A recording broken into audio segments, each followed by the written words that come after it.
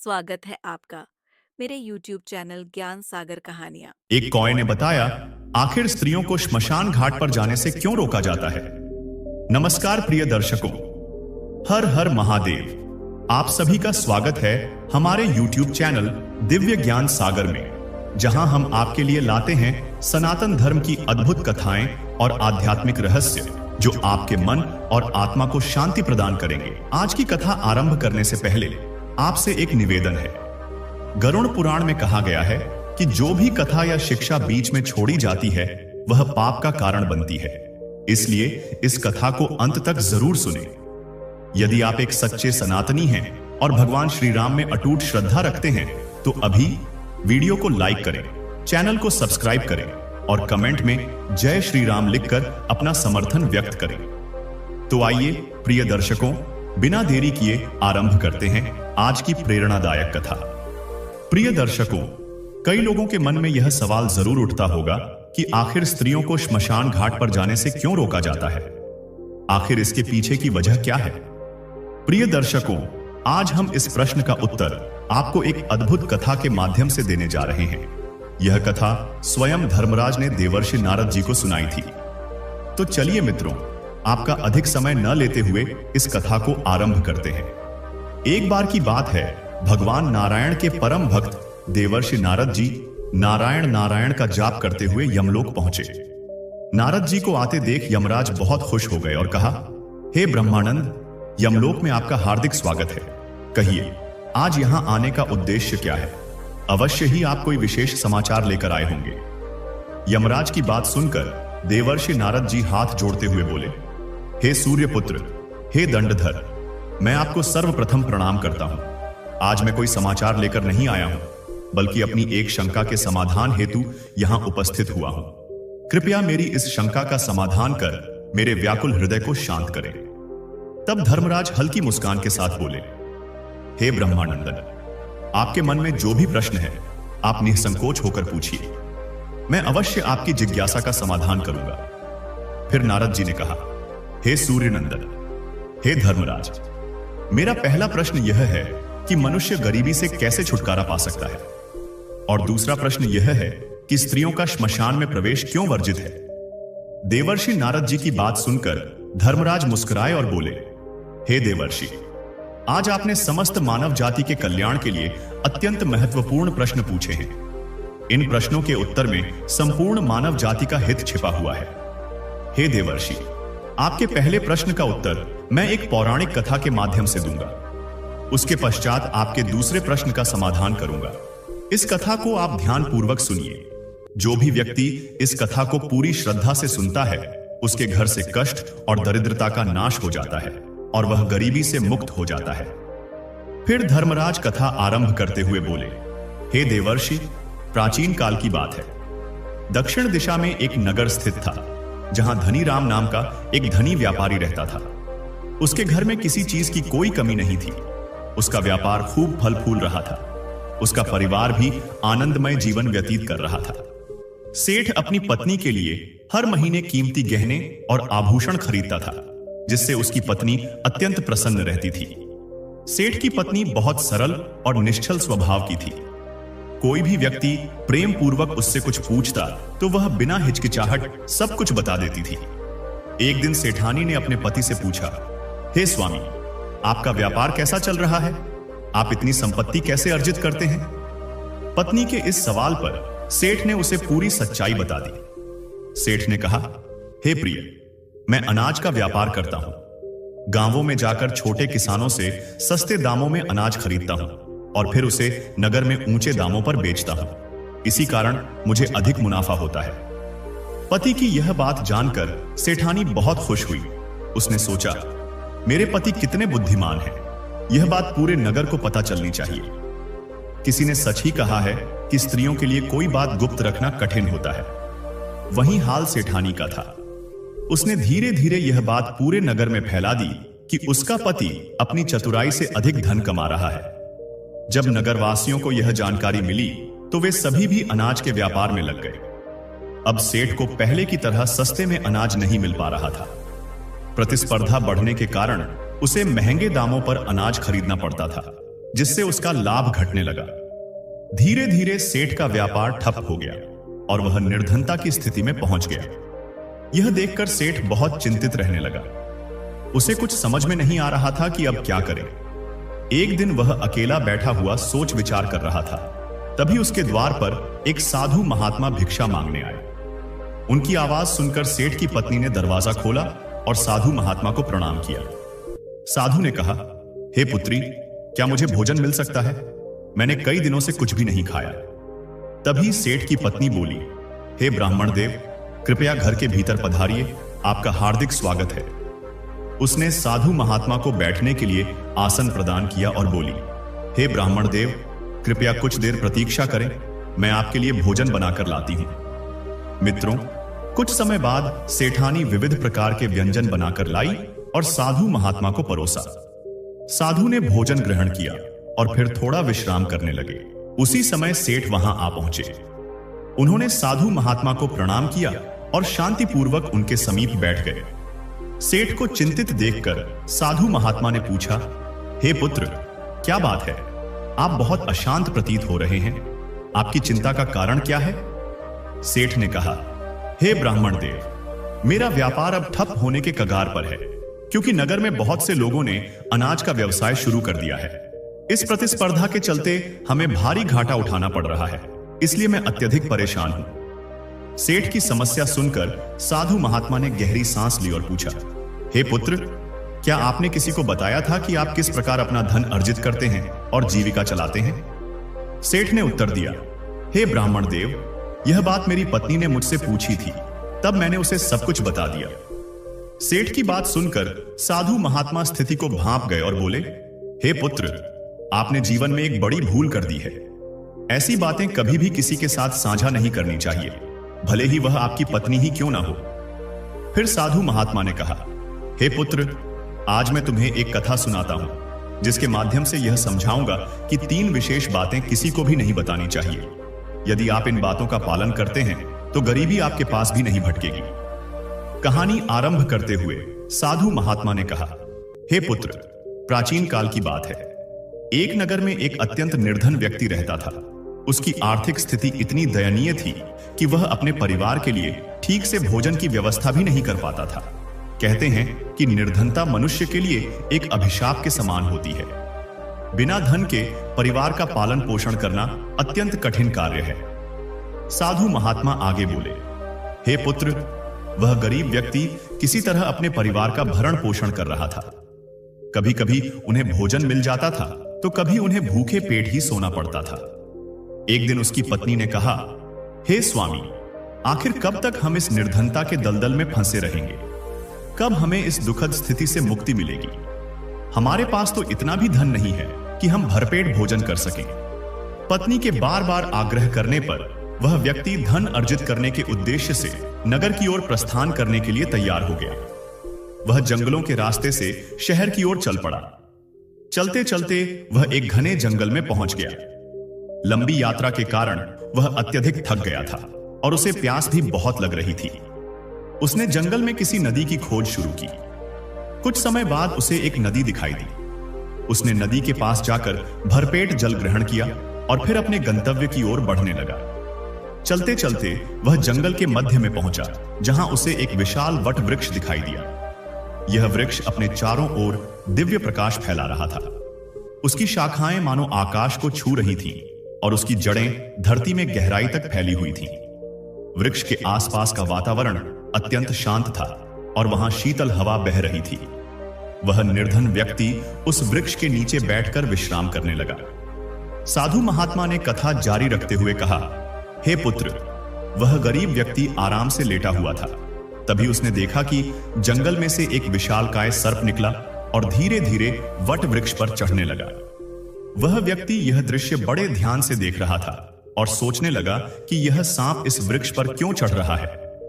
उसके मन में जिज्ञासा उत्पन्न हुई और वह सर्प के पीछे पीछे पेड़ पर चढ़ने लगा। वृक्ष की एक शाखा पर उसकी नजर पड़ी, जहां तोता और मैना का घोंसला बना हुआ था। घोंसले में उनके छोटे छोटे बच्चे थे। सर्प को देखकर बच्चे भयभीत होकर जोर जोर से चिल्लाने लगे। यह दृश्य देखकर वह व्यक्ति तुरंत समझ गया कि सर्प उन बच्चों को खाने के लिए आया है। उसने सोचा, यदि आज मैंने इन बच्चों को इस सर्प से नहीं बचाया तो मुझ पर पाप का भार चढ़ जाएगा। बच्चों की रक्षा करना अत्यंत आवश्यक है, चाहे वे किसी भी प्रजाति के हों। सर्प जैसे ही बच्चों के निकट पहुंचा, वह व्यक्ति तेजी से एक टहनी तोड़कर लाया और सर्प पर प्रहार कर दिया। जैसे ही डंडे का वार सर्प पर पड़ता है, वह पेड़ से नीचे गिरकर जंगल की ओर भाग जाता है।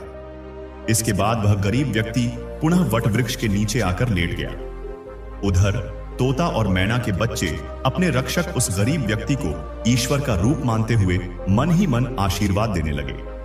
उसी समय तोता और मैना अपने बच्चों के लिए जंगल से दाना लेकर लौट आए। अपने माता पिता को अपने पास देखकर बच्चे बहुत प्रसन्न हो गए और उन्हें पूरी घटना विस्तार से बता दी। बच्चों ने कहा, हे मां, इस वट वृक्ष के नीचे जो मनुष्य विश्राम कर रहा है, वह हमारे लिए भगवान के रूप में आया था। उसी ने उस खतरनाक सर्प को मार भगाकर हमारी जान बचाई है। यदि वह मनुष्य न होता तो आज हम सर्प का आहार बन चुके होते। अब हम उसके आरणी हो गए हैं। बच्चों की बात सुनकर तोता और मैना अत्यंत खुश हुए।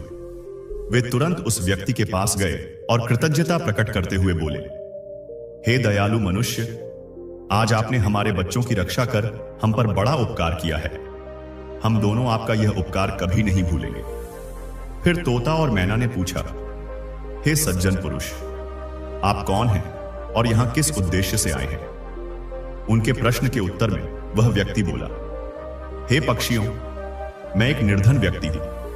अपने परिवार का पालन पोषण करने के लिए धन कमाने शहर जा रहा था। लंबी यात्रा के कारण मैं थक चुका था। तभी मुझे यह विशाल वटवृक्ष दिखाई दिया। उसकी शीतल छाया के नीचे मैं विश्राम करने लगा। उसी समय मैंने देखा कि एक दुष्ट सर्प तुम्हारे बच्चों को खाने के लिए घोंसले के पास पहुंच गया था। यह देख मैंने अपने मानव धर्म का पालन करते हुए उस सर्प को मारकर भगा दिया। तोता और मैना ने कहा, हे भले व्यक्ति, आपने हमारी संतान की रक्षा करके हम पर बड़ा उपकार किया है।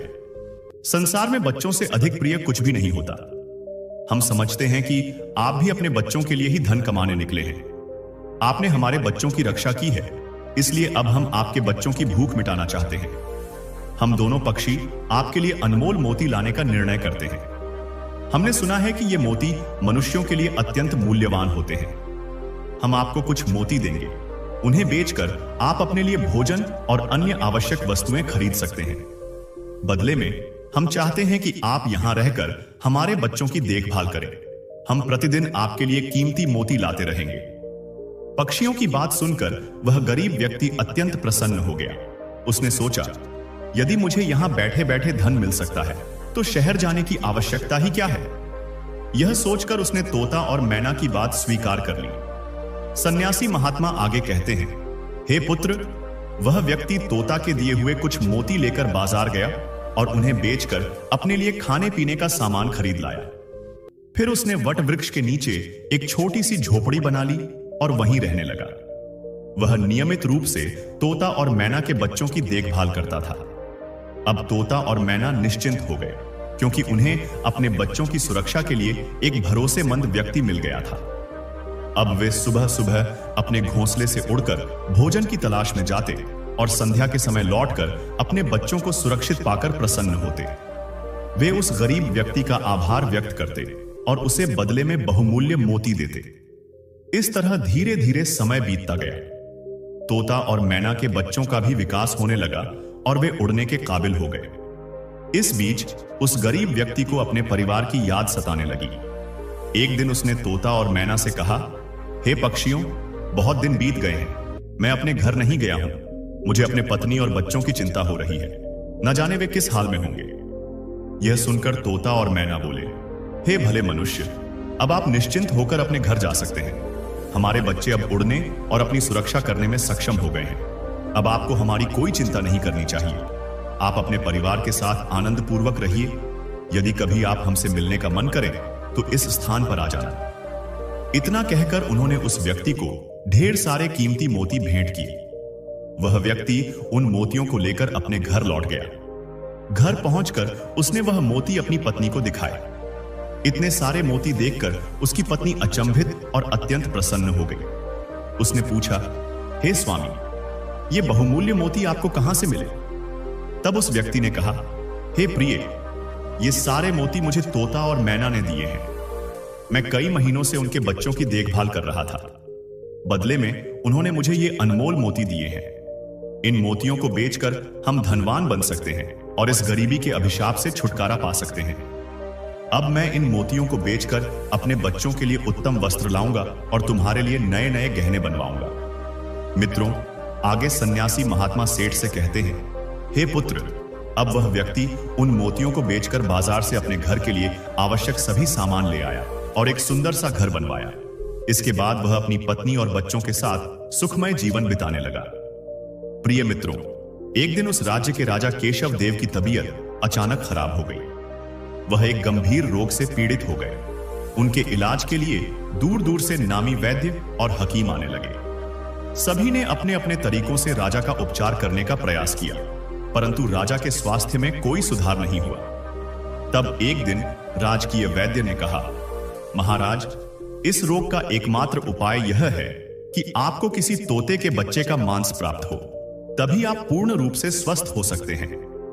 वैद्य की यह बात सुनकर राजा केशव देव ने अपने मंत्री को बुलाया और कहा, जाओ, तुरंत राज्य में यह घोषणा करवा दो कि जो भी व्यक्ति हमारे लिए तोता लेकर आएगा उसे 100 स्वर्ण मुद्राएं पुरस्कार स्वरूप दी जाएंगी। राजा के आदेशानुसार मंत्री ने पूरे राज्य में यह सूचना प्रसारित करवा दी। यह खबर पूरे राज्य में आग की तरह फैल गई। नगर के लोग तोते की खोज में जंगल जंगल भटकने लगे, परंतु किसी को भी तोता नहीं मिला। अंततः सभी निराश होकर लौट आए। मित्रों, आगे कथा सुनाते हुए सन्यासी महात्मा बोले, हे पुत्र, एक दिन उस गरीब व्यक्ति की पत्नी अपने पड़ोस में कुछ महिलाओं के साथ बैठकर बातें कर रही थी। तभी बातचीत के दौरान किसी ने तोते का जिक्र छेड़ दिया। उसी समय एक महिला ने कहा, बहन, क्या तुम्हें पता है कि हमारे राजा किसी गंभीर रोग से पीड़ित हैं? उनके इलाज के लिए वैद्य ने तोते का बच्चा लाने को कहा है। राजा ने घोषणा की है कि जो भी उन्हें तोते का बच्चा लाकर देगा उसे 100 स्वर्ण मुद्राएं इनाम में दी जाएंगी। फिर वह महिला बोली, लेकिन बहन, तोता लाना कोई आसान कार्य नहीं है। यदि यह इतना सरल होता तो राजा के सैनिक कब का तोता पकड़ कर ले आते। यह बात सुनकर उस गरीब व्यक्ति की पत्नी बहुत उत्साहित हो गई और बोली, अरे बहन, तोता लाना कौन सा कठिन काम है? मेरे पति तो कई महीनों तक तोता और मैना के बच्चों की देखभाल करके लौटे हैं। वह तो कई तोते ला सकते हैं। इतना कहने के बाद वह अपने घर चली गई। नगर की अन्य स्त्रियों ने जब यह बात सुनी तो उन्होंने अपने अपने पतियों को जाकर बताया। धीरे धीरे यह खबर पूरे नगर में फैल गई। जब यह सूचना राजा केशव देव तक पहुंची कि राज्य में एक व्यक्ति है जो तोता और मैना के बच्चों की देखभाल करता था और वह तोता ला सकता है, तो राजा ने तत्काल अपने सैनिकों को आदेश दिया, जाओ और उस व्यक्ति को पकड़कर मेरे समक्ष प्रस्तुत करो। राजा का आदेश पाते ही सैनिक उस व्यक्ति को खोजते हुए उसके घर पहुंचे और उसे पकड़कर राजमहल ले आए। राजा ने उसे क्रोध में कहा, तुम इतने दिनों तक हमारे लिए तोता क्यों नहीं लाए? जाओ, अभी इसी क्षण तोता लेकर आओ। यदि तुम हमारे लिए तोता लाओगे तो तुम्हें पुरस्कार मिलेगा, लेकिन यदि तुमने छल करने की कोशिश की तो तुम्हें मृत्यु दंड दिया जाएगा। राजा की बात सुनकर वह व्यक्ति भयभीत हो गया और बोला, हे महाराज, आप मेरे प्राण ले सकते हैं, परंतु मैं आपको तोते का बच्चा नहीं दे सकता। मैंने तो उनकी जान बचाई थी। एक रक्षक कैसे भक्षक बन सकता है? उसकी यह बात सुनकर राजा केशव देव और अधिक क्रोधित हो गए। उन्होंने धमकी देते हुए कहा, यदि तुमने हमारी बात नहीं मानी और तोता का बच्चा नहीं लाए तो हम तुम्हारी पत्नी और बच्चों को मार डालेंगे। सन्यासी महात्मा आगे कहते हैं, हे पुत्र, मनुष्य तब सबसे अधिक कमजोर पड़ता है जब उसके परिवार की सुरक्षा का प्रश्न सामने आता है। ऐसे समय में वह विवश होकर किसी भी हद तक जाने को तैयार हो जाता है। राजा की धमकी सुनकर वह गरीब व्यक्ति अत्यंत घबरा गया। उसने सोचा कि अब मुझे किसी भी तरह तोते का बच्चा लाकर राजा को देना ही होगा। वह क्रोध में घर पहुंचा और अपनी पत्नी को डांटते हुए बोला, तुमने यह क्या अनर्थ कर दिया? तुम्हें बिल्कुल भी अक्ल नहीं है। हम कहां जाते हैं और क्या करते हैं, यह बातें किसी को नहीं बताई जानी चाहिए, लेकिन तुमने तो नगर की स्त्रियों को सब कुछ बता दिया। तुम्हारी यह बात दुष्ट राजा केशव देव तक पहुंच गई। अब बताओ, मैं क्या करूं? जिन तोता और मैना के कारण हमें आज भोजन, घर और वस्त्र मिले हैं, उनके बच्चों को मारने के लिए कैसे जा सकता हूं? जिनके कारण हम निर्धनता के दलदल से बाहर निकले, उनके साथ इतना बड़ा विश्वासघात मैं कैसे कर सकता हूं? तुमने यह बात उन महिलाओं को बताकर एक बहुत बड़ी गलती कर दी है। फिर जब उसका गुस्सा शांत हुआ तो उसने अपनी पत्नी को समझाते हुए कहा, हे प्रिय, अपने घर की कुछ बातें दूसरों के सामने कभी नहीं कहनी चाहिए। पहली बात, आपके घर में कितना धन है और आपकी कमाई का स्रोत क्या है, यह जानकारी किसी और को नहीं देनी चाहिए। दूसरी बात, पति पत्नी के बीच के प्रेम और आपसी संबंधों की बातें कभी बाहर वालों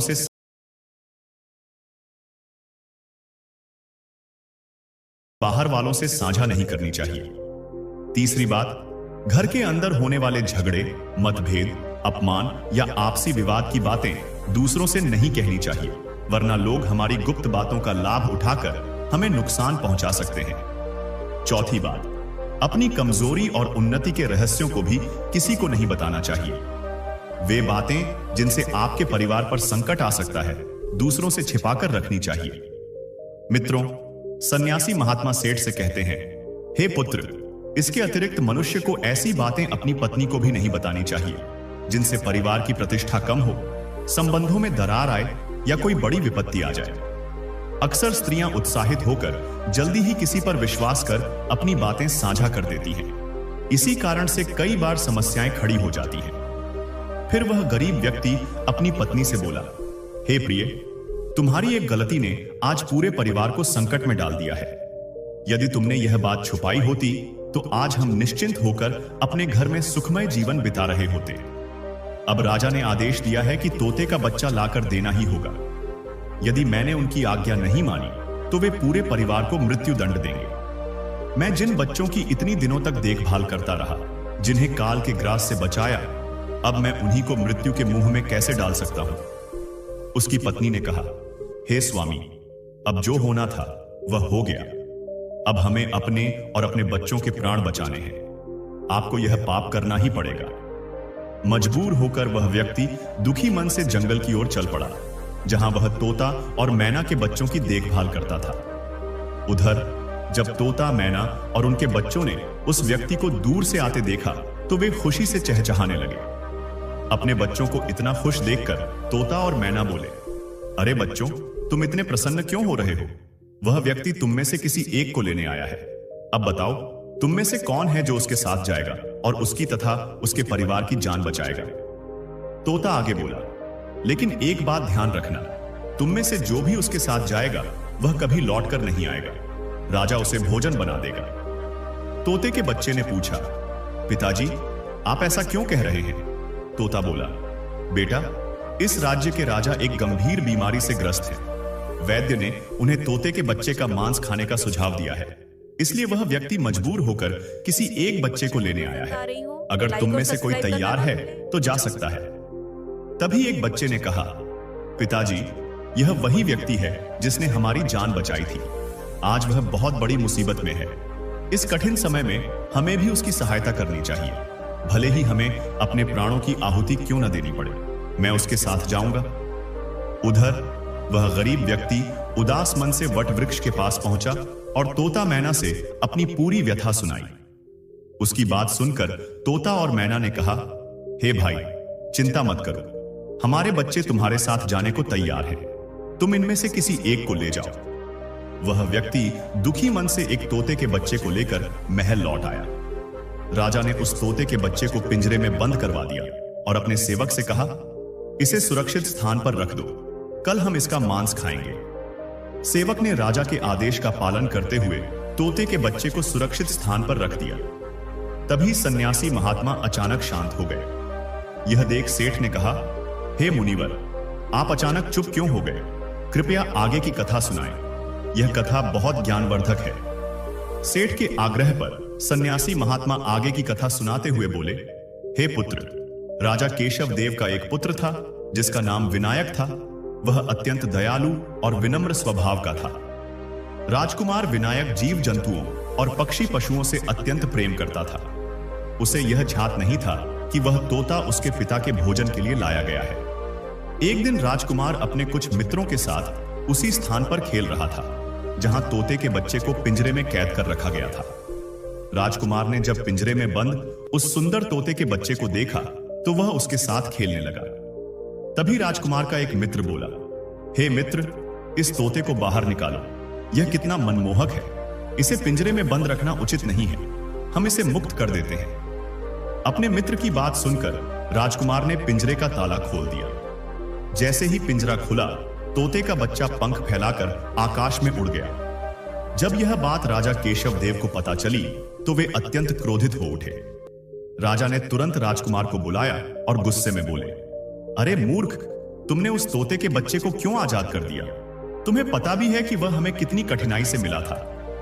अपने पिता का क्रोध देखकर राजकुमार बहुत डर गया और बोला, पिताजी, मुझे क्षमा करें, मुझे यह नहीं पता था कि वह पिंजरे से निकलते ही उड़ जाएगा, मुझे तो बस उसके साथ खेलना था। राजकुमार की बात सुनकर राजा का क्रोध और अधिक बढ़ गया। उन्होंने आदेश दिया कि राजकुमार को राज्य से निर्वासित कर दिया जाए। सैनिकों ने राजा के आदेश का पालन करते हुए राजकुमार को नगर की सीमा से बाहर छोड़ दिया। उधर वह तोते का बच्चा उड़कर अपने माता पिता के पास पहुंचा और उन्हें पूरी घटना बताई। उसने कहा, राजकुमार ने मुझे पिंजरे से मुक्त कर दिया है, लेकिन अब वह स्वयं संकट में फंस गया है। उसके पिता ने उसे राज्य से बाहर निकाल दिया है। तोता और मैना ने कहा, बेटा, राजकुमार ने तुम्हारी जान बचाई थी, अब उसकी सहायता करना तुम्हारा कर्तव्य है। जाओ और उसकी देखभाल करो। अपने माता पिता की बात सुनकर तोते का बच्चा तुरंत राजकुमार की मदद के लिए उसके पास चला गया। राजकुमार ने उसे देखते ही पहचान लिया और कहा, अरे, यह तो वही तोता है जिसे मैंने पिंजरे से आजाद किया था। तुम्हारी वजह से मुझे मेरे पिता ने नगर से निकाल दिया। अब तुम ही बताओ, मैं क्या करूं, कहां जाऊं? तोते ने कहा, हे राजकुमार, आप चिंता मत करें, आपने मेरी जान बचाई थी, इसलिए अब मैं आपकी सहायता करने के लिए आया हूं। तोते की बात सुनकर राजकुमार विनायक अत्यंत प्रसन्न हो गया। फिर वह और तोता दोनों साथ में दूसरे नगर की ओर चल पड़े। कुछ समय बाद वे एक सुंदर बगीचे में पहुंचे। वहां उन्हें अनेक प्रकार के फल लगे हुए दिखे। वे दोनों फल खाने के लिए बगीचे में चले गए। उसी बगीचे में उस राज्य की राजकुमारी अपनी सहेलियों के साथ घूमने आया करती थी। उस राजकुमारी का नाम गायत्री था। वह अत्यंत रूपवती और मनमोहक थी। उसकी सुंदरता की चर्चा पूरे नगर में होती थी। राजकुमार विनायक और तोता बगीचे में आराम से बैठे हुए थे। तभी राजकुमारी गायत्री अपनी सखियों के साथ वहां घूमने आई। राजकुमारी को देखते ही राजकुमार वृक्ष के पीछे छिप गया, जबकि तोता राजकुमारी के सामने उड़कर आ गया। राजकुमारी ने जब उस सुंदर तोते को देखा तो वह उसे देखकर मोहित हो गई। उसने तोते को पकड़ने की कोशिश की, परंतु वह उसकी पकड़ में नहीं आया। यह सब राजकुमार पेड़ के पीछे से देख रहा था। राजकुमारी को देखते ही वह भी उसकी सुंदरता पर मंत्रमुग्ध हो गया। कुछ देर बगीचे में टहलने के बाद राजकुमारी गायत्री अपने महल लौट गई। उधर राजकुमार विनायक उसके ख्यालों में खो गया। उसे अब कुछ भी अच्छा नहीं लग रहा था। उसने अपनी व्यथा तोते को बताई और कहा, हे मित्र, मैं अब उसके बिना नहीं रह सकता, मुझे किसी भी तरह उससे मिलवा दो। तोते ने कहा, हे राजकुमार, आप धैर्य रखिए, मैं अभी यह पता लगाता हूं कि राजकुमारी कहां रहती है और आप उससे कैसे मिल सकते हैं। इतना कहकर वह तोता महल की ओर उड़ गया। मित्रों, राजकुमारी गायत्री के महल के चारों ओर खड़ी सुरक्षा में सैनिक तैनात थे, लेकिन तोता आसमान में ऊंचाई से उड़ता हुआ सीधे राजकुमारी के कक्ष के बाहर जाकर बैठ गया। वहां बैठकर उसने चारों ओर का दृश्य देखा और सारी जानकारी लेकर राजकुमार के पास लौट आया। तोते ने कहा, हे राजकुमार, महल में जाकर राजकुमारी से मिलना अत्यंत कठिन है। उसके आसपास सैनिकों का कड़ा पहरा है, इसलिए हमें कोई अन्य उपाय अपनाना होगा। मुझे अपना कड़ा दे दो, मैं यह कड़ा राजकुमारी के कक्ष में रख आऊंगा और उसकी चुनरी लेकर लौटूंगा। राजकुमार ने अपनी कलाई से कड़ा उतारकर तोते को दे दिया। तोता रात के समय चुपचाप राजकुमारी के कक्ष में पहुंचा और राजकुमार का कड़ा वहां रखकर उसकी चुनरी लेकर लौट आया। सुबह जब राजकुमारी गायत्री जागी तो उसने देखा कि उसकी चुनरी गायब है और उसकी जगह एक पुरुष का कड़ा रखा हुआ है। यह देखकर वह चौंक गई और तुरंत समझ गई कि रात में कोई उसके कक्ष में आया था। वह घबराकर अपने सभी सैनिकों को सतर्क कर देती है और कठोरता से पूछती है, रात में मेरे कक्ष में कौन आया था? लेकिन कोई भी सैनिक इसका उत्तर नहीं दे सका। इसके बाद राजकुमारी के कक्ष की सुरक्षा और कड़ी कर दी गई। अगले दिन रात होते ही तोता फिर से राजकुमारी के कक्ष में पहुंचा और इस बार राजकुमार द्वारा लिखी चिट्ठी वहां छोड़ आया। सुबह जब राजकुमारी ने चिट्ठी देखी और पढ़ी तो उसमें लिखा था, हे राजकुमारी, जब से मैंने आपको देखा है मैं आपके प्रेम में पड़ गया हूं। मैं आपसे विवाह करना चाहता हूं। यदि आप मुझसे मिलना चाहती हैं तो अपने बगीचे में आइए, मैं वहां आपका इंतजार करूंगा। अगले दिन राजकुमारी अपनी सखियों के साथ बगीचे में गई, पर वहां उसे कोई नजर नहीं आया। वहां केवल वही तोता घूम रहा था जिसे उसने पहले देखा था। तोता राजकुमारी के पास आया और बोला, हे राजकुमारी, जिसे आप खोज रही हैं मैं आपको उससे मिला सकता हूं, लेकिन पहले आप वचन दें कि यह बात अपने पिता से नहीं बताएंगी और उसे किसी भी प्रकार का नुकसान नहीं पहुंचाएंगी। राजकुमारी ने वचन दिया कि वह किसी को कुछ नहीं बताएगी। वह जानना चाहती थी कि आखिर वह कौन है जो इतने कड़े पहरे के बावजूद उसके कक्ष में पहुंचा। तोते ने राजकुमार को बुलाया। राजकुमार वृक्ष के पीछे से बाहर आया। राजकुमार को देखते ही राजकुमारी उसकी सुंदरता पर मोहित हो गई और उसे अपलक निहारने लगी। राजकुमारी ने पूछा, तुम कौन हो और इतने सख्त पहरे के बावजूद मेरे कक्ष तक कैसे पहुंच गए? राजकुमार ने उत्तर दिया, हे राजकुमारी, जब किसी से सच्चा प्रेम होता है तो कोई भी कार्य असंभव नहीं रहता। मैंने जब से आपको देखा है तभी से आपको प्रेम करने लगा हूं और आपसे विवाह करना चाहता हूं। राजकुमारी ने पूछा, तुम कहां से आए हो और कौन हो? तब राजकुमार ने अपनी पूरी कहानी उसे सुनाई। उसकी कहानी सुनने के बाद राजकुमारी के मन में उसके प्रति गहरी सहानुभूति जाग गई। अब वे प्रतिदिन बगीचे में मिलने लगे। एक दिन राजकुमारी ने कहा, हे राजकुमार, मेरे पिता कभी हमारा विवाह नहीं करेंगे, इसलिए मैं आपके साथ भाग चलती हूं। हम कहीं और जाकर विवाह कर लेंगे और सुखपूर्वक रहेंगे। राजकुमार ने उसकी बात मान ली। वे दोनों दूसरे राज्य में चले गए और गंधर्व विवाह करके एक साथ रहने लगे। कई महीने आनंद पूर्वक बीत गए। एक दिन उनकी झोपड़ी में आग लग गई। आग बुझाने के प्रयास में तोते का एक पंख जल गया। तोते ने कहा, हे राजकुमार, अब आप अपने राज्य लौट जाइए। मुझे विश्वास है कि अब आपके पिता का गुस्सा शांत हो चुका होगा। जब वे आपको अपनी पत्नी के साथ देखेंगे तो आपको क्षमा कर देंगे। मेरा एक पंख जल गया है, इसलिए मैं फिलहाल उड़ नहीं सकता। मैं यहां कुछ समय रुककर अपने नए पंखों के उगने का इंतजार करूंगा। जब मैं पूरी तरह ठीक हो जाऊंगा तो आपसे मिलने जरूर आऊंगा। तोते की बात सुनकर राजकुमार और राजकुमारी दुखी मन से उसे वहीं छोड़कर अपने नगर की ओर लौट गए। रास्ते में चलते चलते राजकुमार और राजकुमारी गायत्री एक नदी के किनारे पहुंचे। उस नदी पर एक नाविक अपनी नाव चलाता था। राजकुमार अपनी पत्नी के साथ नाव में बैठ गया। जब नाव नदी के बीचों बीच पहुंची तो राजकुमार ने देखा कि एक चूहा पानी में डूबने से बचने के लिए बार बार नाव पर चढ़ने की कोशिश कर रहा था, लेकिन नाविक उसे बार बार हटाकर पानी में गिरा देता था। यह देखकर राजकुमार ने कहा, अरे भाई, यह बेचारा चूहा अपनी जान बचाने के लिए नाव पर चढ़ने का प्रयास कर रहा है। यदि इसे बार बार पानी में फेंकोगे तो यह मर जाएगा। कृपया इसे नाव पर चढ़ जाने दो। राजकुमार की बात सुनकर नाविक ने चूहे को नाव पर चढ़ने दिया। चूहा नाव में घुसते ही भीतर जाकर छिप गया। कुछ देर बाद अचानक उन्होंने देखा कि नाव के भीतर धीरे धीरे पानी भरने लगा। चूहे ने नाव के तले को कुतरकर उसमें छेद कर दिया था, जिससे पानी भीतर आ रहा था। जैसे जैसे पानी बढ़ता गया, नाव डूबने लगी। आखिरकार पूरी नाव पानी में डूब गई और राजकुमार तथा राजकुमारी नदी की तेज धार में बहने लगे। पानी के बहाव के कारण राजकुमार दूर बहकर कहीं और जा पहुंचा, जबकि राजकुमारी गायत्री दूसरी दिशा में बहती हुई एक अन्य राज्य में पहुंच गई। उसी समय वहां का बगीचे का माली नदी से पानी भरकर ला रहा था। उसने जब नदी में बहती एक सुंदर युवती को देखा तो वह घबराकर महल में भागा और राजा को इसकी खबर दी। राजा तुरंत उस स्थान पर पहुंचा और राजकुमारी को देखकर मंत्रमुग्ध हो गया। उसने राजकुमारी को महल में ले जाकर राज्य के वैद्य से उसका उपचार करवाया। कुछ दिनों बाद जब राजकुमारी पूरी तरह ठीक हो गई तो एक दिन उसने देखा कि राजा उसके कक्ष में खड़ा उसे घूर रहा है। राजा पहले ही राजकुमारी के रूप लावण्य पर मोहित हो चुका था और उससे विवाह करने की इच्छा रखता था। राजा ने कहा, हे सुंदर स्त्री, अब इस संसार में तुम्हारा कोई नहीं है। तुम मेरी पत्नी बन जाओ, हमारे महल में रानी बनकर सुखपूर्वक रहो। राजकुमारी गायत्री न केवल अत्यंत सुंदर थी, बल्कि बहुत ही बुद्धिमान भी। उसने मन ही मन सोचा कि यदि वह तुरंत राजा को विवाह करने से मना कर देगी तो वह जबरदस्ती कर सकता है। इसलिए उसने राजा से कुछ समय मांगा और बोली, हे महाराज, कृपया मुझे कुछ दिनों का समय दीजिए, उसके बाद मैं आपसे विवाह कर लूंगी।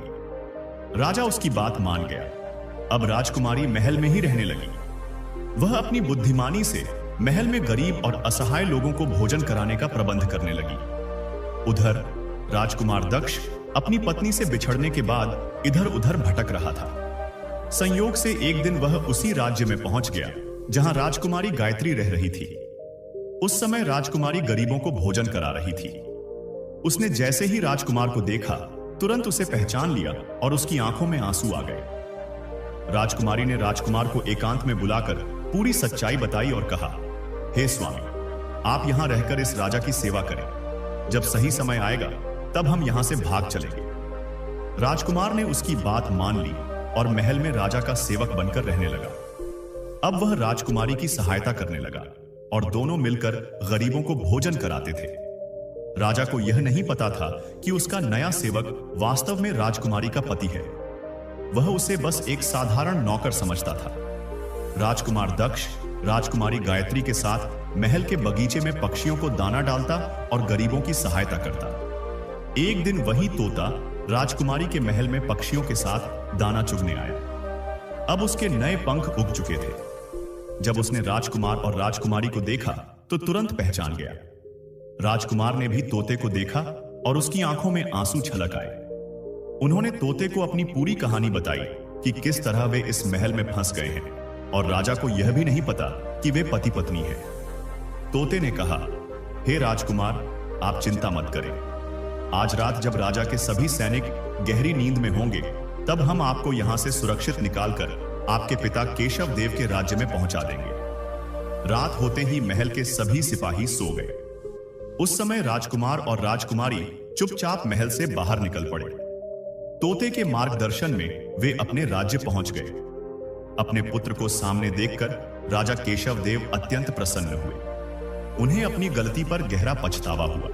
उन्होंने कहा, पुत्र, मैंने तुम्हें नगर से निकालकर बहुत बड़ा अपराध किया, कृपया मुझे क्षमा करो। तब राजकुमार ने कहा, पिताजी, मेरी रक्षा उसी तोते ने की जिसे आप खाने के लिए मरवाना चाहते थे।